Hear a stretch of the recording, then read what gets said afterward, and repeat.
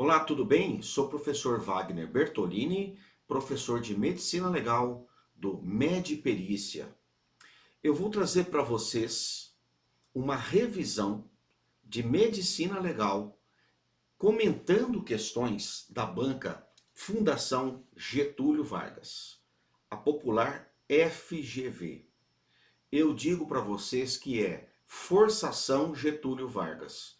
Por quê? Porque a banca ela força a barra em algumas questões. Ela costuma trazer alguns temas ou alguns aspectos da medicina legal que não são tão frequentes em concursos públicos. Pelo menos eu assim considero, pela minha vivência acompanhando as provas de concursos públicos e fazendo parte de cursos preparatórios para tal. Bom, eu fiz uma seleção de questões, então, para que você entenda um pouquinho, a gente vai trazer desde a parte conceitual e nós vamos desenvolvendo temas agrupados, certo? E aí, meus queridos e minhas queridas, fiquem atentos, porque existem coisas que só a FGV traz para vocês. Nós vamos trazer uma primeira questão, que é da parte histórica, das divisões históricas da medicina legal.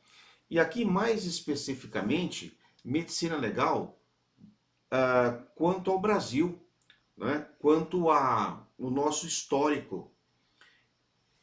E aí, a gente sabe quais são as divisões da medicina legal, mas no Brasil nós tivemos um desenvolvimento que basicamente tem 3 etapas.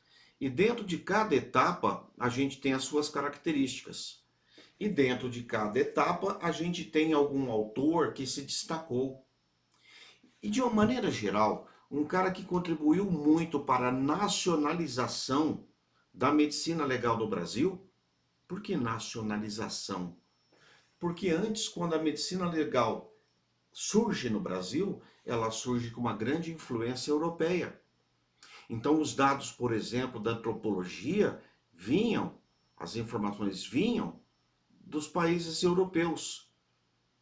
E para a gente, a nossa formação, né, antropológica é diferente da europeia. E aí usávamos as informações que nós tínhamos, por exemplo, da França, da Itália, da Alemanha, desses países que tinham grande influência no assunto naquela época, quando surge a medicina legal no Brasil. Moçada, o que eu vou falar para vocês aqui é um negócio até assim, um pouco fora do contexto do nosso estudo, mas eu vou trazer a questão para vocês e a gente vai ver do que eu quero falar, tá bom? Questão de 2011, para perito legista. Foi professor de psiquiatria na Faculdade de Medicina da Bahia no fim do século XIX ao início do século XX. Estudioso da criminologia, correlacionava aspectos étnicos com o comportamento delinquente. Considerado o pai da medicina legal brasileira. A quem se refere esse fragmento? Então é bom que você saiba que esse fragmento se refere a Nina Rodrigues. Oscar Freire, né, ele é o nosso mestre aqui no estado de São Paulo. Aqui que nós temos, né, o IML no estado de São Paulo é o IML Oscar Freire. Mas guardem, quem é considerado o pai da medicina legal brasileira é Nina Rodrigues. Raimundo Nina Rodrigues.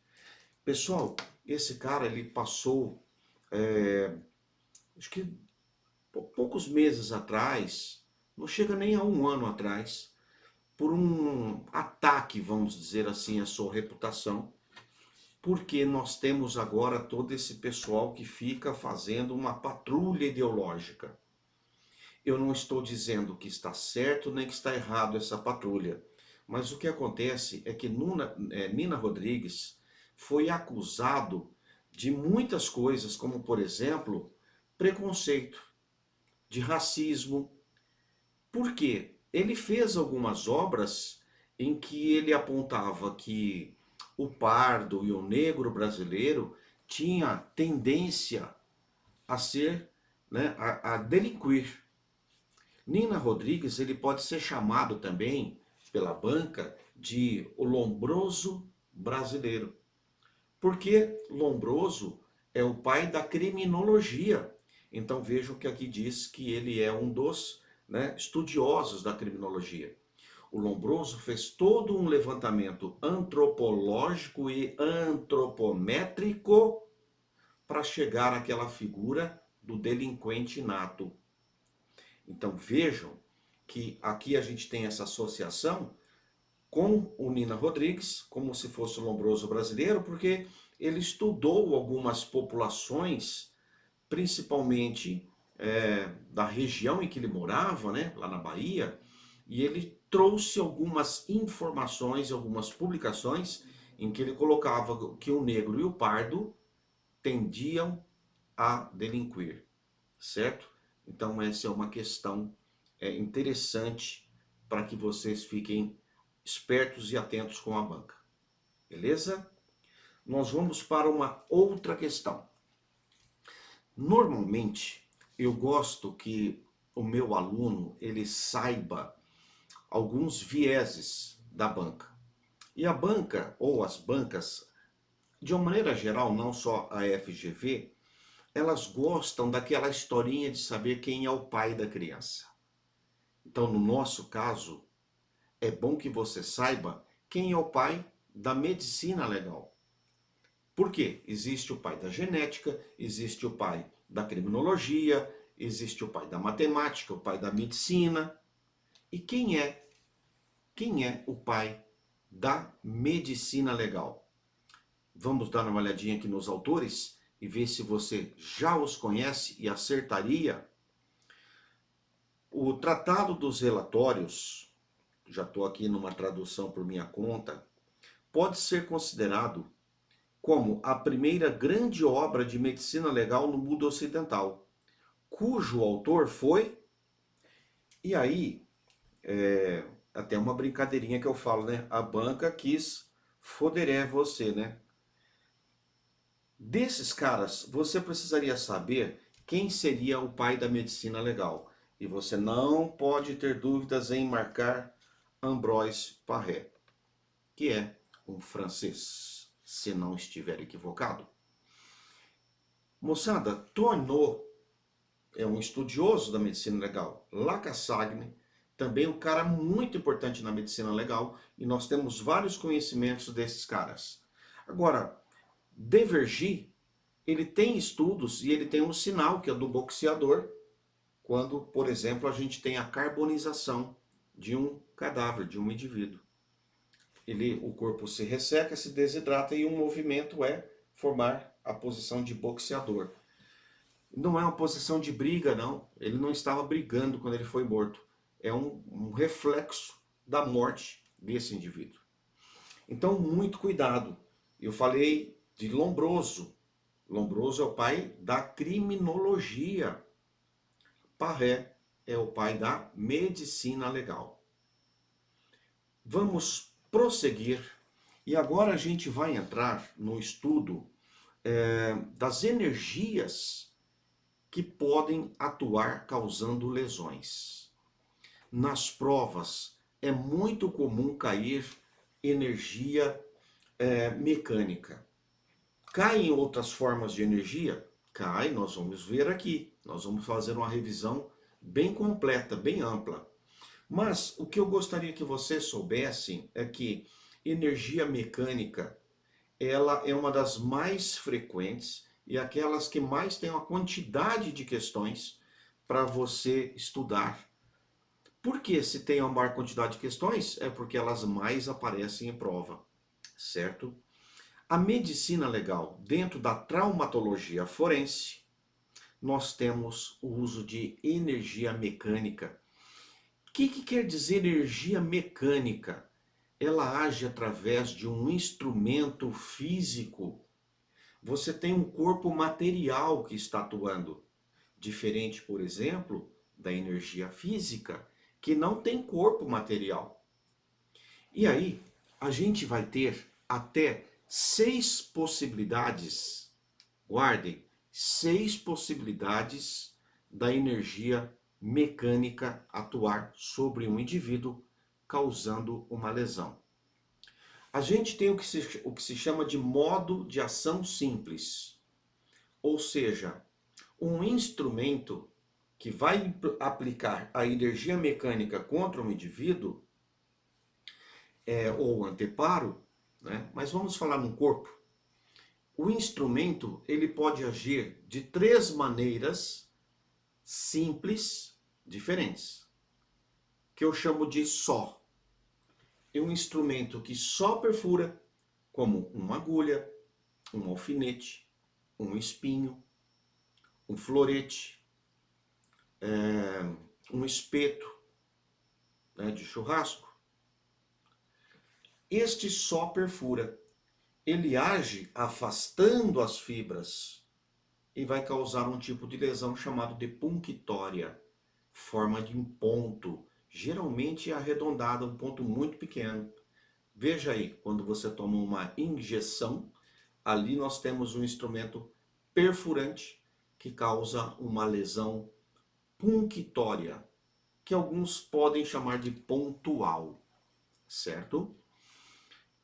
O grande problema da lesão punctória é se o instrumento atinge órgãos internos profundos, né? Principalmente mais profundos, porque o instrumento, apesar de ele fazer um orifício pequeno, de pequeno sangramento externo, você praticamente não tem sangramento externo, ele pode causar uma perfuração de um órgão vital, né? Pode causar hemorragia interna e a pessoa morrer por esta lesão.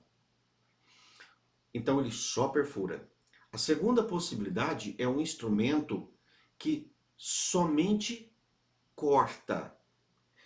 A gente chama esse instrumento de instrumento cortante. Como que age um instrumento cortante? Você aplica a pressão, que é a forma de energia aplicada no perfurante, só que esse instrumento tem um gume e você desliza. Você pressiona e desliza. E aí ele corta as fibras. Ele não afasta as fibras, ele corta as fibras. E como ele corta as fibras e até alguns centímetros de profundidade, ele corta vasos, vasos sanguíneos.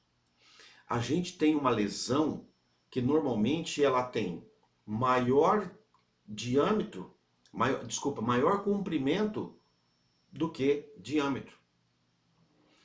Ela tem um sangramento abundante, porque corta vasos, nós vamos ter uma perda sanguínea grande, a hemorragia visível. E isso pode levar a uma hipovolemia. Se nós tivermos uma grande perda de sangue, o indivíduo pode sofrer pela hipovolemia. Que mais? Uma característica dessa lesão, chamada de incisa, é que as bordas, elas se coaptam, as bordas são regulares. Pensa num corte de faca, de navalha, por exemplo. Você cortou, abre aquela solução de continuidade, só que você olha as bordas, elas estão bem definidas, bem regulares, e se você juntar, elas coaptam. Esse é o termo que a gente usa. E existem aqueles instrumentos que só contundem. São chamados de contundentes. E a lesão é chamada de contusa. Então, primeira paradinha nossa aqui. Instrumento termina em NTO, instrumento. Eu vou até escrever aqui na nossa lousa. NTO, o instrumento, né? Ó, instrumento.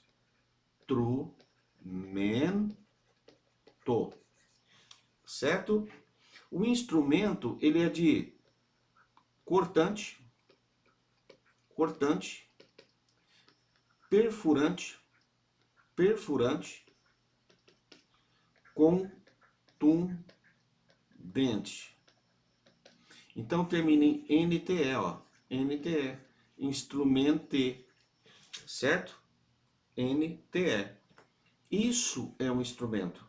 Mas a lesão, você tem que tomar cuidado, Porque a lesão não pode ter essas terminações. Não pode ter. Ela não pode terminar em NTE. Não pode. Então nós temos a punctória, a incisa e a contusa. Então a gente fala, ó, isa, usa, certo? E punctória. Não pode misturar lesão, o nome dado à lesão, com o nome dado ao instrumento. E eu vou trazer para vocês aqui que a banca, ela, inclusive a FGV, ela comete erros conceituais, um erro material, digamos assim. Eu já vi questões em que a banca erra o nome da própria lesão. Trouxe uma propositadamente para mostrar para vocês que a banca não é aquela sumidade toda. Ela não é a dona da verdade, nem sempre. Vejam, quando eu falo de 6 formas, 3 são ações simples, que são essas 3. Uma que só perfura, uma que só corta e uma que só contunde. Agora, se a gente tem combinações 2 a 2 dessas formas, a gente tem mais 3 combinações possíveis. Nós podemos ter aquele instrumento que corta e contunde, então é corto contundente. Aquele que corta e perfura, né? Ele perfura e corta, que seria uma faca, por exemplo, numa estocada. Perfuro cortante, tá certo? E aquela que perfura e contunde. Então a gente pode ter, ó, perfura com corte. A gente pode ter perfura e contundente. E a gente pode ter corte com contundência. Certo? Seriam 6 possibilidades. Eu trago isso no material com 2 triângulos, um de ponta cabeça com o outro. Cada vértice do triângulo é uma das possibilidades de mecanismo de ação. Mas, olha o que a banca traz. Eu vou trazer para vocês e já vou chamar a atenção do que ela gosta de inventar. É uma forçação. Vamos ao enunciado? Lesões contusas, aqui tudo certo, são capazes de provocar soluções de continuidade e lacerações. Laceração não é um termo muito usado em medicina legal. Então ele fala lacerações de diferentes estruturas do corpo da vítima. O tipo de lesão contusa superficial, e aqui eu já faço uma primeira observação.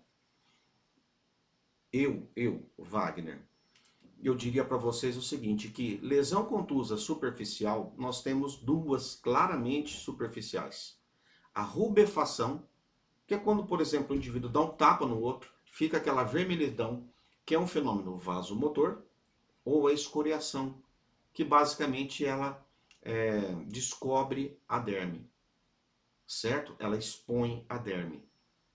Só que nós podemos ter um impacto, uma contusão, em regiões do corpo que tenham, após a pele, plano ósseo subjacente ou não.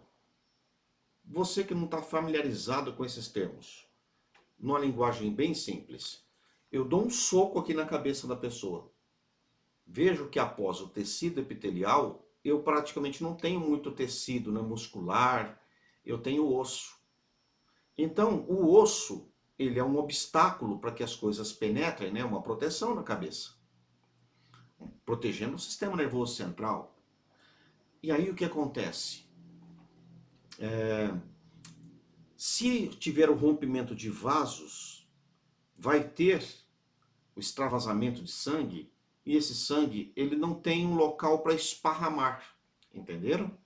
Então ele forma uma coleção, que a gente chama aqui, que fica estufado. O nome disso é bossa. Bossa. É o popular galo. tá certo? O popular galo.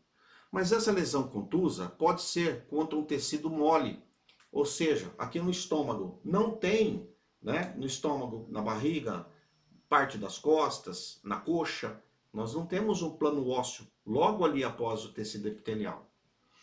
Então isso pode também lesar vasos e pode produzir alguns tipos de lesões contusas que podem, dependendo da gravidade dos vasos lesados, a mais simples delas, né? A que o menor, com vasos de menor calibre, são as equimoses. Mas nós podemos ter coleções sanguíneas mais vultuosas, como por exemplo, os hematomas. Vejam que eu usei um termo que a banca é um termo popular, galo. Bossa é um nome científico, mais técnico. E olha o que eles colocam aqui nas afirmativas. Ele coloca que o nome é galo d'água, gota d'água, bossa d'água, pereba d'água e corno d'água. Cara, eu vejo até, sei lá, sinceramente, eu não costumo ver esses termos aparecendo em prova. Nada d'água. A gente costuma ter esses termos aqui, ó. Bossa. Esse é o termo. Pereba seria algo mais relacionado com ferida. Corno, eu já não sei nem dizer o que poderia relacionar aí. Gota d'água, galo d'água, não são termos convencionais e nem comuns em prova. Não são termos que eu, pelo menos, não vejo nos principais autores dizendo que são termos muito empregados em medicina legal.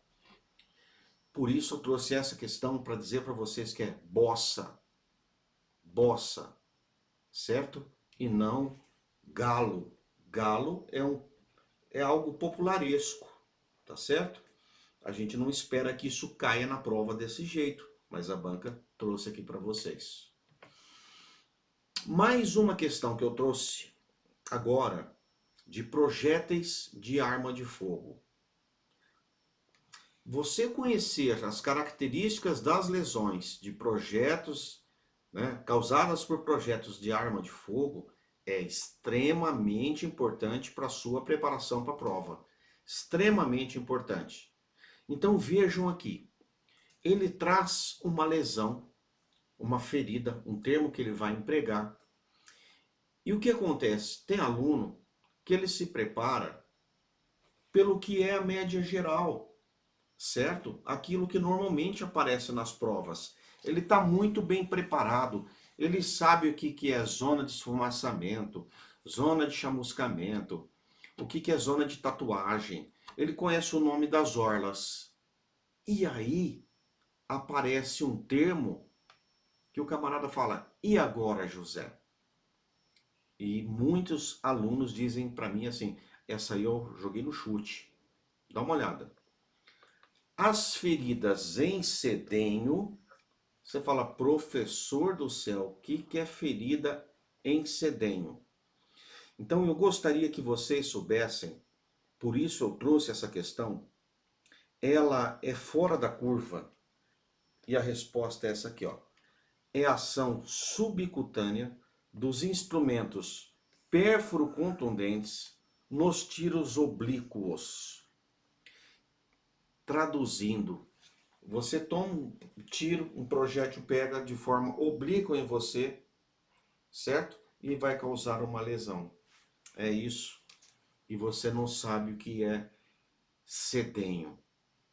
Outro termo que tem que ficar esperto é chuleio. Tá certo? São termos comuns em prova? Não são termos comuns em prova. Agora, uma outra questão que eu trouxe aqui é também referente a disparos de arma de fogo. Nós vamos ver características das lesões. Isso aqui, sim, que seria cobrar um conteúdo para medir conhecimento, e não o tal do sedenho, e não o tal da decoreba, de chuleio, por exemplo.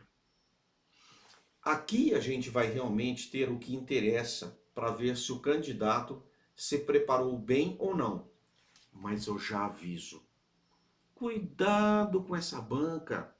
Ela é cheia de pegadinhas. Por isso é importante você fazer essa revisão aqui com a gente. Ela é cheia de pegadinhas. Vocês devem sempre numa prova, olha o que eu falei, vocês devem sempre numa prova ficarem atentos com palavras tais como sempre, unicamente, exclusivamente, nunca, porque essas palavras elas ajudam normalmente a eliminar alternativas. Então, se você está numa prova e você tem dúvidas, vamos eliminar alternativas. Uma outra coisa que eu aconselho, e vou fazer agora nessa questão, que eu acho interessante isso, porque a banca coloca várias questões como estas que eu vou mostrar aqui para vocês, é uma forma de você, claro, isso, não estou inventando a roda, mas é uma orientação que eu faço, eu reafirmo isso, reforço, para que você faça isso, porque você ganha tempo e em caso de dúvida, você mata a resposta, certo? Então vamos fazer de conta que eu estou aqui descobrindo a roda. Vamos lá? Vou colocar o enunciado da questão para vocês. Olha, aqui nós temos uma questão que diz: em relação aos ferimentos por projétil de arma de fogo, analise as afirmativas a seguir. Então ele vai fazer 3 afirmativas e depois ele vai querer saber quais são corretas. Fiquem atentos. Eu sempre dou esse conselho. Marque lá se ele coloca correta ou incorreta. Porque na hora da prova você está tão tenso e está tão concentrado em marcar o que é certo que às vezes ele pede o que é errado. E você, por exemplo, ele está pedindo o que é errado. Chega na alternativa A, você vê algo que está correto, você já marca, perdeu a questão. Então vamos lá. A tatuagem. Tatuagem. O que seria tatuagem? Lembra de uma tatuagem que você faz? Aí eu pergunto para você, como o tatuador faz isso? Ele insere pigmentos através de agulhas, de um material, né, colorido, que vai ficar inserido na sua derme, não vai sair. Por isso aqui chama tatuagem. Existe uma coisa nas munições que é a pólvora. E a pólvora ela é feita por substâncias químicas no estado sólido, em forma de pó, pequenos grânulos. Quando nós temos a ação do gatilho e nós temos o disparo sendo efetuado, o percutor ele bate numa parte da munição, geralmente no fundo, na parte central, pode ser lateral, e ali nós temos uma mistura inicializadora que vai lançar uma chama. Esta chama vai ser lançada para a pólvora. E essa pólvora ela é facilmente inflamável. E ela explode. Ela gera uma reação de combustão que gera gases, muitos gases que estão presos dentro da munição. E só tem um lugar mais fácil para sair, que é onde está o projétil. Então o gás que está ali, ele expulsa tudo que der para fora, inclusive os grânulos da pólvora que acabaram não sofrendo combustão.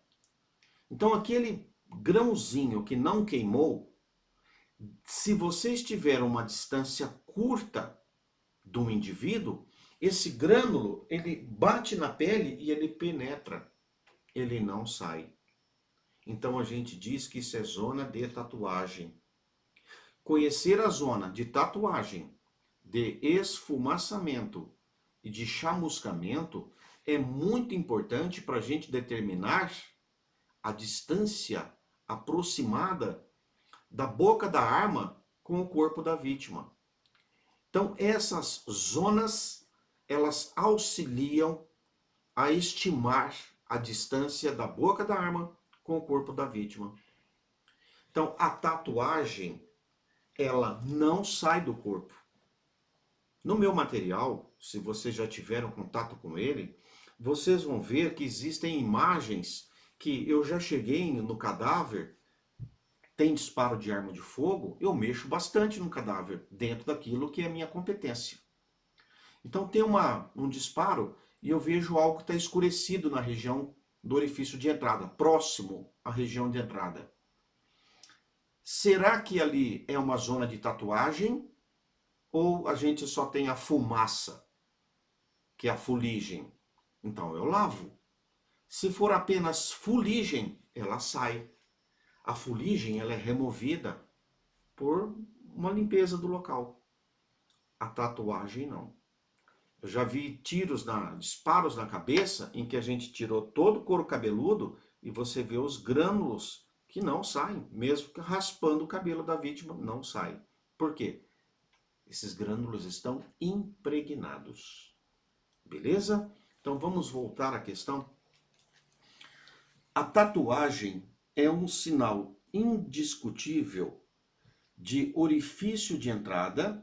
Então, olha, zonas só aparecem no orifício de entrada, não tem no de saída, tá? Se elas aparecerem, elas só aparecem no orifício de entrada. Em tiros a curta distância, e eu disse para vocês que a gente deveria estar numa curta distância, porque o cone de dispersão, ele tem um limite. Se eu tiver a média distância, não chega a nenhum desses elementos do cone de dispersão. Então, ao analisar, a pessoa está até sem blusa, toma um tiro, uma média distância, eu só vou encontrar o orifício de entrada e as orlas, mas eu não vou ter as zonas, certo? A zona, que a gente chama de efeito secundário do disparo, vem a partir do cone de dispersão, ou seja, numa linguagem bem simples, de tudo que saiu da boca da arma.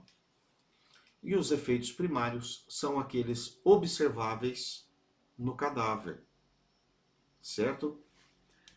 Vamos à segunda afirmativa. Então, vamos fazer aqui o teste que eu mencionei a vocês.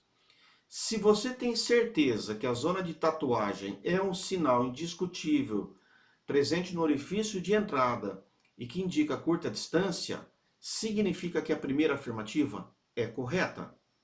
Será que a gente já consegue matar alguma alternativa? A primeira afirmativa é correta, vamos analisar? Então, olha, se somente uma estiver correta, pode ser, eu não fiz as outras. Se somente 2 estiver correta, essa eu já elimino. Se somente 3 estiver correta, essa eu já elimino. Agora, eu não vi a segunda e nem a terceira. Então eu posso ter a segunda certa, a terceira certa. Se segunda e terceira, se uma delas estiverem certas, né? Se uma delas for certa, eu elimino a letra A. Então vamos ver. Eu vou pular para a terceira, tá? Eu vou pular para a terceira. As armas que apresentam... Não, vou seguir a ordem, vai. Senão depois eu não falo, por que pulou para a terceira? Então vamos ver. O sinal de Benassi. Pessoal, sinal de Benassi. Eu falo brincando nos meus vídeos e no meu material, que é o sinal de Benosso. Benosso. Quando você tem um disparo encostado contra o osso, né, contra a cabeça, geralmente é contra a cabeça, toda aquela sujeira do cone de dispersão não vai ter para onde sair, porque tem o osso. Então ela vai bater no osso e vai se depositar em cima do osso, certo? A fuligem vai se depositar sobre o osso. O projétil, quando ele entra com as suas sujeiras, nós temos aí a orla de enxugo, mas ele pode, né? Ele vai limpar essas sujeiras, mas ele também pode deixar um túnel de sujeira para dentro do tecido, que é a de Schuchanol, certo? Mas, quando nós temos o cone de dispersão no osso, a gente chama essa sujeira da fuligem de sinal de Benassi. Não confunda sinal de Benassi, que é a sujeira que está impregnada no osso, no orifício de entrada. Não confunda com funil de Bonnet, que o projétil, quando ele estoura o osso, por exemplo, da cabeça, tanto na entrada quanto na saída, o orifício de entrada é menor que o de saída, porque ele sai, numa linguagem bem simples, empurrando tudo para dentro. Então, na hora que ele bate, a tendência é que ele vai empurrando uma área maior de osso, por isso a gente chama de funil de Bonnet. Então, vamos continuar aqui. O sinal de Benassi consiste na presença de um halo fuliginoso, ou seja, fuligem, sujeira, permanente. Permanente. Aqui está o erro. A fuligem a gente limpa. O osso a gente pode lavar e remover esse halo fuliginoso.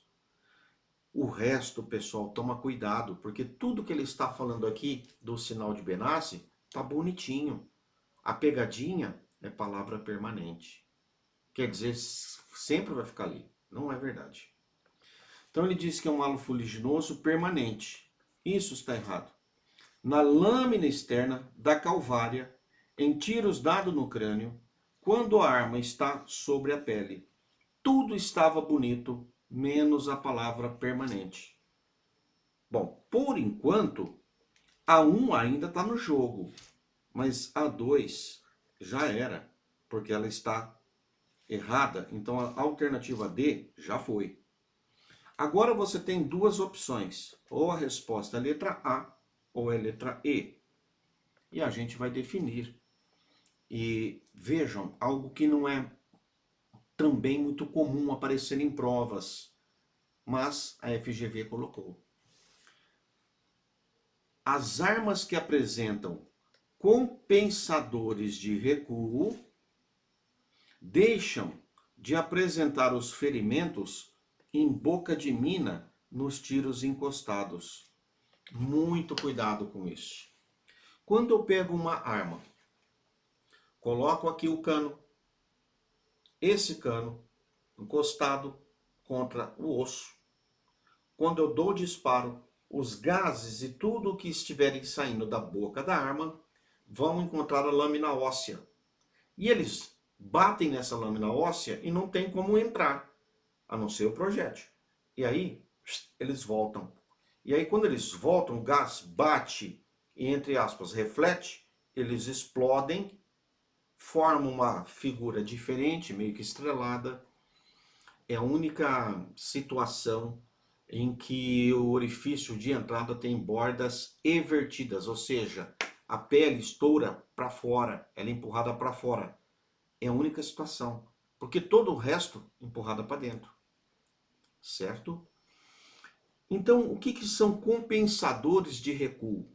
Esses compensadores de recuo, eles vão permitir com que os gases saiam.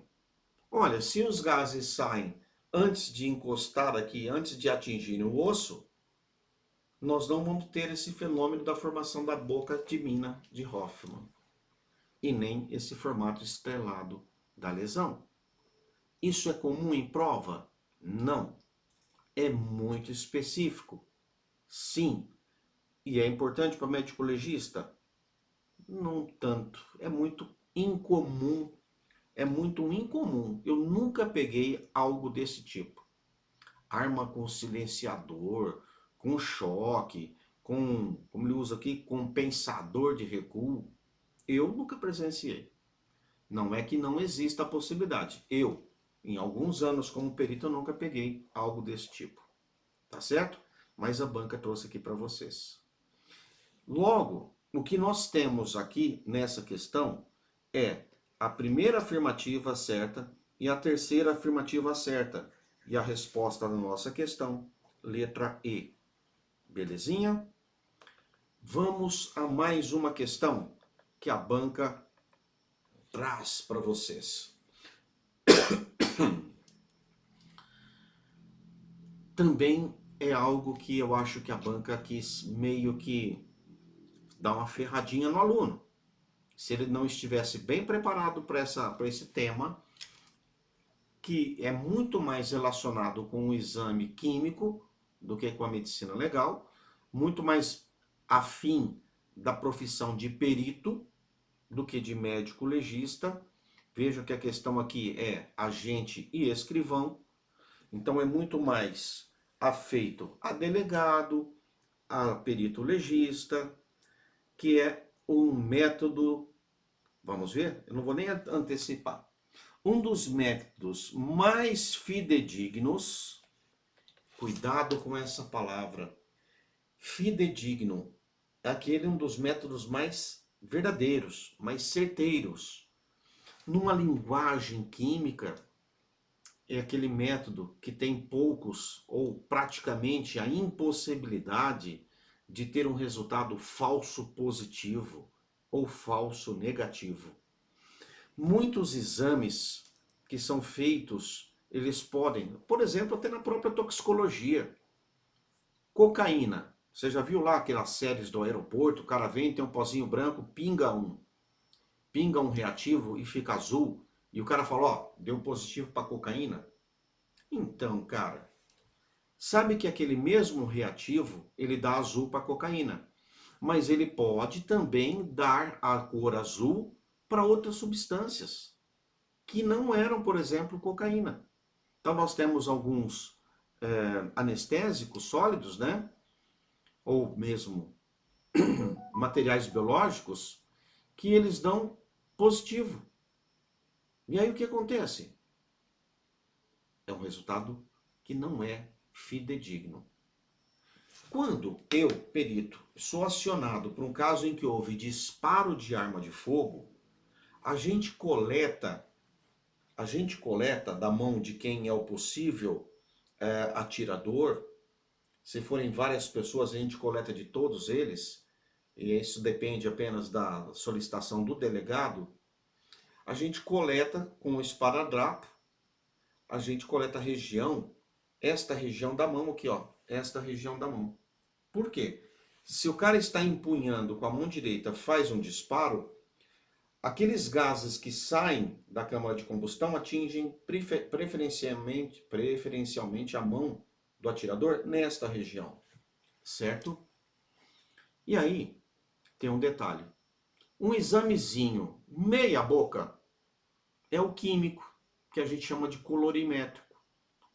A gente coleta isso do indivíduo, poderia levar, por exemplo, depois para o laboratório lá no Instituto de Criminalística, nós temos o laboratório químico, e aplica-se um reativo chamado rodizonato,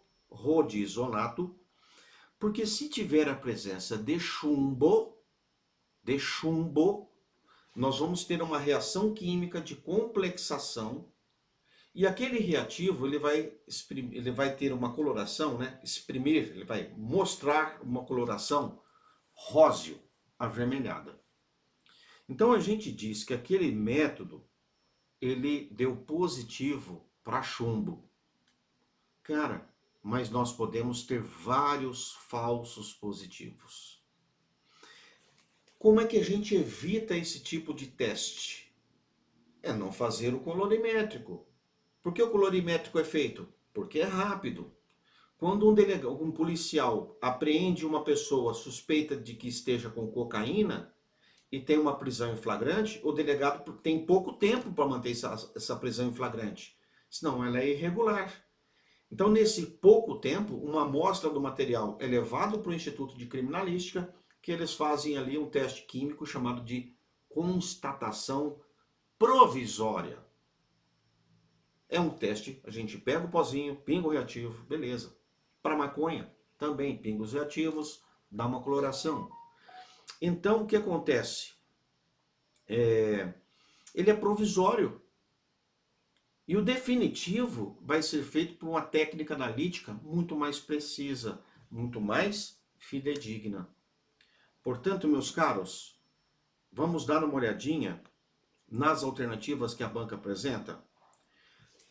Então, para a pesquisa de pólvora na mão do atirador, também chamado de residuograma, é realizado por meio da, e ele vem com esses nomes.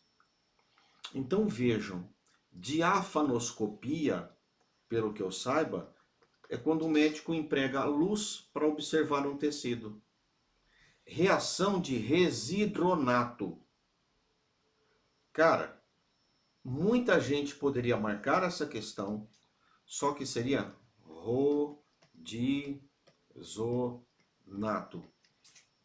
Não esse nome. Se essa fosse a resposta, eu já orientaria meu aluno a entrar com um recurso. Porque já teria escrito o nome do reagente de uma maneira errada.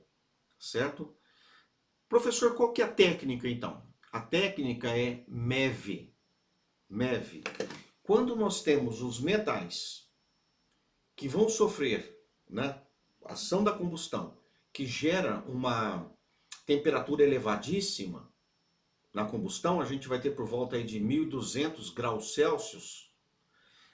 Essas partículas dos metais presentes na pólvora e até mesmo na cápsula, elas se fundem. Então elas se fundem e elas formam uma esfera, um material esférico, uma liga metálica, vamos dizer assim, uma mistura. E essas bolinhas, essas esferinhas, elas têm um tamanho basicamente padrão. E a gente não vai fazer o teste químico, a gente vai fazer uma análise microscópica, chamado microscópio, né, de varredura eletrônica. Mas a gente chama de MEV. Então, voltando aqui, ó, microscopia eletrônica de varredura. Essa é a nossa resposta. A gente não vai fazer a pesquisa química desses caras. Aqui nós vamos ter esses três caras fundidos, formando uma bolinha com tamanho basicamente já constante, quase sempre do mesmo tamanho. Então a gente faz uma visualização dessas esferinhas. E esse teste é extremamente preciso, certo? Portanto, não é uma pesquisa química de três metais diferentes, em separado. Não, são esses metais fundidos que vão ser observados no microscópio de altíssima precisão. Microscopia óptica para detecção de grânulos de chumbo, não. Olha, só para você ter uma ideia, né? A microscopia eletrônica é o que a gente chama de método de ouro, né? Não tem dúvida. Sendo visualizado aqueles grânulos com aquele diâmetro médio, certeza que houve disparo. Aí você vai saber de quem era o material que foi coletado. Isso é muito importante, por exemplo, quando a gente tem uma vítima no local e 4 possíveis atiradores. E, vamos dizer assim, só um deles atirou. A gente precisa saber quem é que atirou. Tá certo? Ah, mas mais pessoas atiraram. Beleza, a gente vai saber quem atirou. Vamos supor que dos 4, 2 tenham atirado. Depois a gente vai fazer os exames balísticos para saber o projétil que foi encontrado no corpo é de um deles só, da arma de um deles ou dos dois. Beleza? A gente encerra aqui o nosso bloco inicial da revisão. Um grande abraço e até o próximo.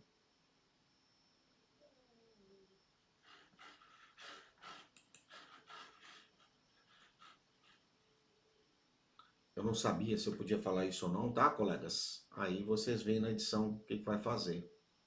Né? Que eu estou encerrando o bloco. Não sei se vocês vão fazer tudo junto.